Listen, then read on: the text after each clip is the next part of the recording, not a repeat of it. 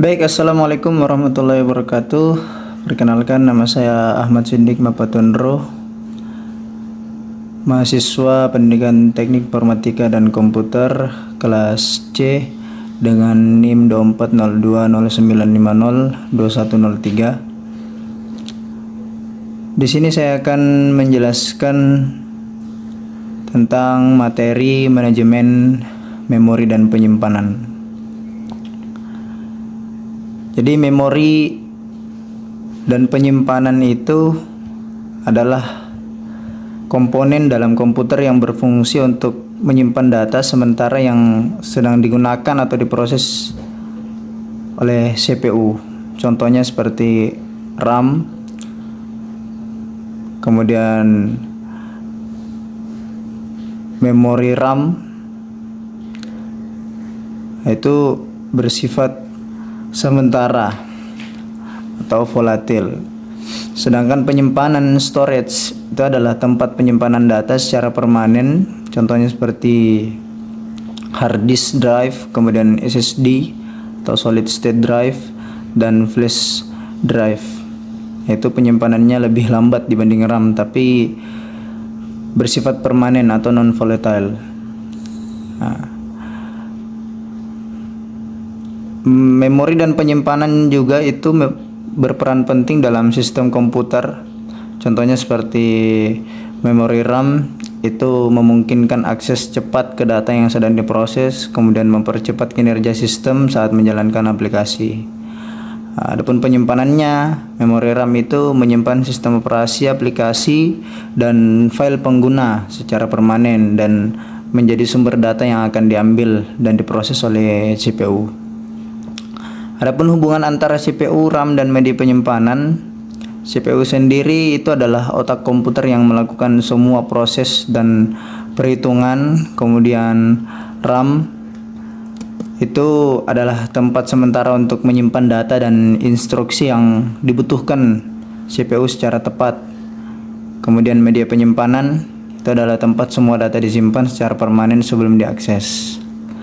Kemudian ada beberapa jenis-jenis memori, diantaranya yang pertama yaitu RAM, Random Access Memory. Ini adalah memori utama yang bersifat volatile, jadi data itu akan hilang saat komputer dimatikan. Adapun jenis-jenis RAM itu diantaranya ada DRAM atau Dynamic RAM, kemudian SRAM atau Static RAM. Kemudian yang kedua ada ROM. ROM itu Read Only Memory, yaitu memori permanen yang hanya dapat dibaca. Kemudian jenis-jenis ROM itu ada 3, diantaranya PROM, Programmable ROM, kemudian EPROM, Erasable ROM, kemudian EEPROM, Electrically Erasable ROM. Kemudian yang ketiga ada cache memory. Ini adalah memori kecil yang sangat cepat dan terletak dekat atau di dalam CPU.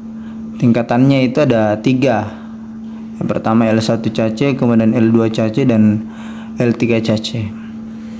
Kemudian yang keempat, jenis memori ada register. Ini memori super cepat yang berada langsung di dalam CPU.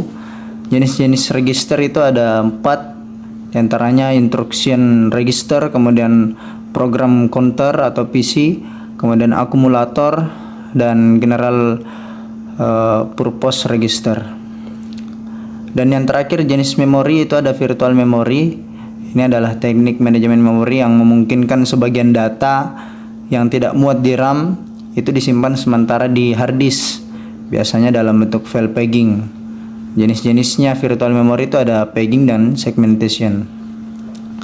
Kemudian fungsi manajemen memori itu termasuk seperti mengatur alokasi, penggunaan, dan pelepasan memori oleh proses agar efisien dan tidak saling mengganggu. Adapun alokasi memori itu diantaranya statis dan dinamis, kemudian pegging dan segmentation, dan fragmentasi memori itu ada internal dan eksternal. Dan juga termasuk manajemen memori itu yaitu swap memori. Itu sebagai pemindahan proses dari RAM ke hard disk saat memori utama penuh. Nah, tujuannya untuk meningkatkan multitasking tapi memperlambat performa. Kemudian jenis-jenis penyimpanan itu yang pertama ada penyimpanan primer dan penyimpanan sekunder. Penyimpanan primer itu sendiri adalah memori utama yang digunakan komputer saat sedang beroperasi seperti RAM dan cache memori. Nah, penyimpanan ini bersifat volatile, yaitu data akan hilang saat listrik mati namun sangat cepat.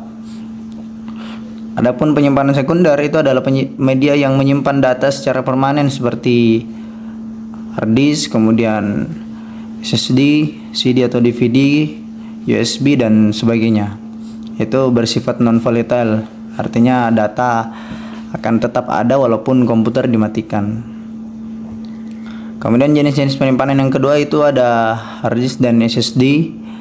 Hard disk sendiri itu menggunakan piringan magnetik yang berputar dan lengan mekanik untuk membaca atau menulis data. Itu pun hard disk juga lebih murah dan memiliki kapasitas besar, namun kecepatan baca atau tulisnya itu lambat. Adapun SSD, solid state drive, itu menggunakan memori flash tanpa komponen bergerak, lebih cepat, tahan guncangan dan lebih awet. Tapi harganya lebih mahal per GB itu dibanding hard disk. Kemudian yang ketiga, penyimpanan optik seperti CD atau DVD. Ini media yang menggunakan laser untuk membaca dan menulis data pada piringan optik. Adapun CD itu biasanya menyimpan hingga 700 MB, sedangkan DVD itu sampai 4,7 GB atau lebih. Adapun kelebihannya itu lebih murah dan bisa dijadikan media distribusi namun rentang rusak fisiknya, kemudian kapasitas kecil dan sekarang mulai ditinggalkan. Kemudian yang keempat, jenis penyimpanan itu ada flash storage seperti USB dan kartu memori. Itu flash storage itu menggunakan non flash memory, itu bersifat portable, cepat dan tahan guncangan. Ini cocok untuk transfer data cepat atau antar perangkat.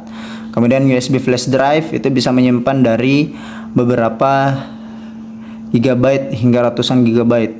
Ya, kartu memori contohnya seperti SD, micro SD yang biasanya umum digunakan pada kamera dan smartphone. Kemudian yang kelima, jenis penyimpanan ada cloud storage. Penyimpanan berbasis internet di server milik pihak ketiga, misalnya seperti Google Drive, Dropbox, OneDrive. Nah, itu termasuk penyimpanan berbasis internet. Itu data bisa diakses dari mana saja asal terhubung internet. Dan juga ini cocok untuk kolaborasi, backup otomatis dan akses lintas perangkat. Namun bergantung pada koneksi internet dan masalah privasi bisa jadi menjadi perhatian. Kemudian hierarki memori. Hierarki memori itu diantaranya ada register, cache, RAM, dan storage. Nah, yang pertama itu kecepatan dibandingkan dan kapasitas. Register itu paling cepat tapi kapasitasnya sangat kecil. Sedangkan cache masih sangat cepat dan kapasitas kecil. Kemudian RAM itu kecepatannya sedang, kapasitas sedang, dan storage itu paling lambat tapi kapasitasnya besar. Kemudian perbandingan antara biaya dan akses. Jadi semakin tinggi kecepatan memori maka biayanya juga semakin mahal. Register dan cache itu memiliki harga per bit itu tinggi karena performanya yang tinggi juga. Sebaliknya semakin besar kapasitas suatu memori seperti storage, maka aksesnya cenderung lebih lambat namun jauh lebih murah. Maka sistem komputer itu supaya bisa mengatur agar data yang sering diakses bisa tersimpan di memori dengan lebih cepat. Kemudian perbandingan memori dan penyimpanan. Ya, kecepatan akses.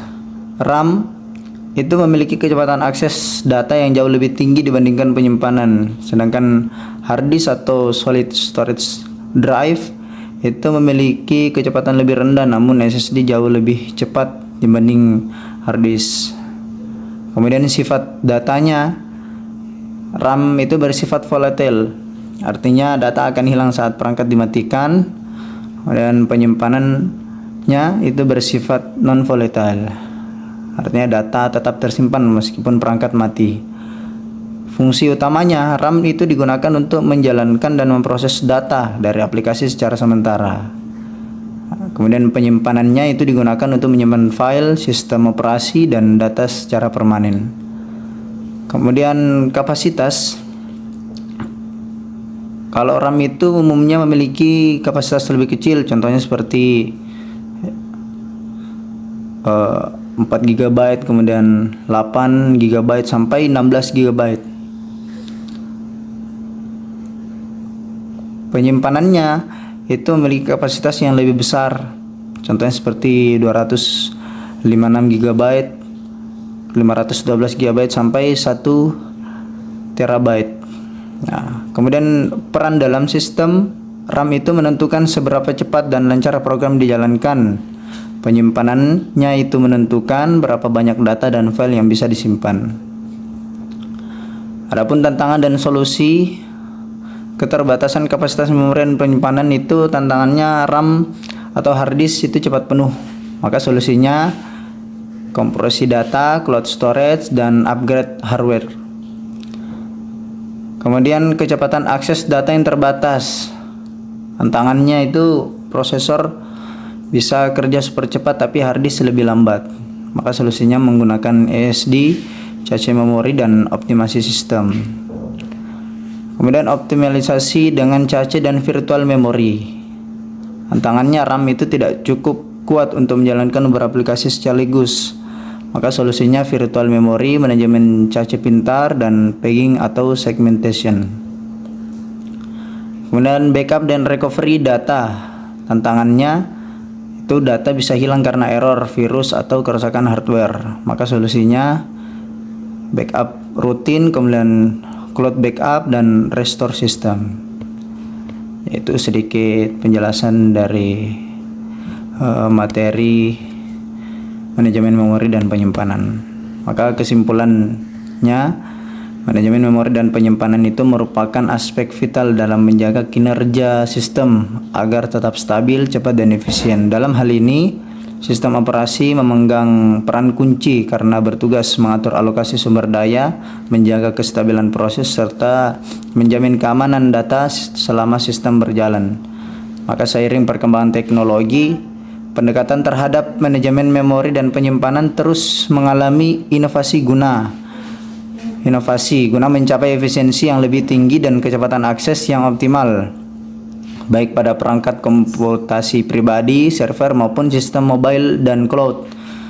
Nah, dengan manajemen yang tepat, sistem itu mampu menghadapi tantangan komputasi modern secara lebih andal dan responsif. Sekian penjelasan materi penyimpanan memori, manajemen memori dan penyimpanan. Assalamualaikum warahmatullahi wabarakatuh.